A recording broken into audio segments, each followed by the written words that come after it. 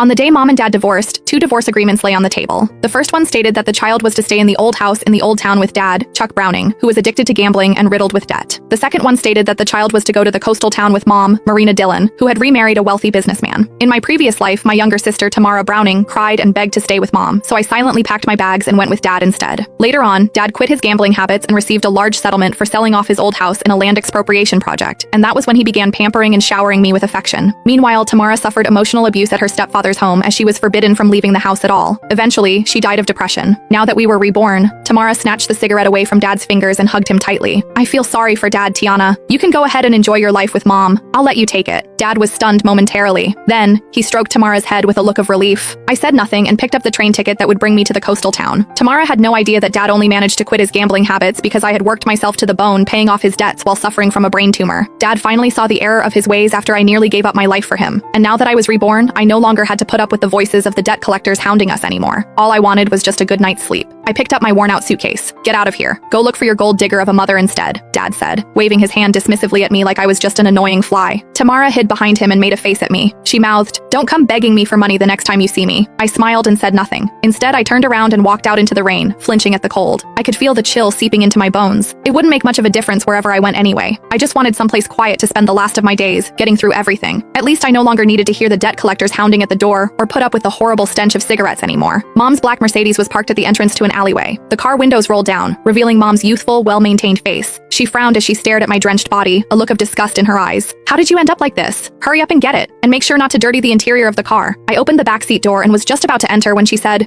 "Throw that suitcase into the back." She pointed at my suitcase and said, "That's so filthy. I don't even know what germs it's covered in." I hesitated for a moment. However, I still did as she said and put the suitcase in the trunk of the car. When I finally got back inside the car, I did my best to stay in a corner and take up as little space as possible, not daring to touch the leather seats. The air conditioning in the car had been turned on, but I still felt very cold. "Make sure you behave yourself when we reach that place, Tiana," Mom said, looking at me in the rearview mirror while driving. "Your new stepfather doesn't like noise. Stay in your room as much as possible and don't come out. Don't chew with your mouth open and don't drag your feet on the floor while walking. Also, don't you ever bring up your dad. He's nothing but bad luck."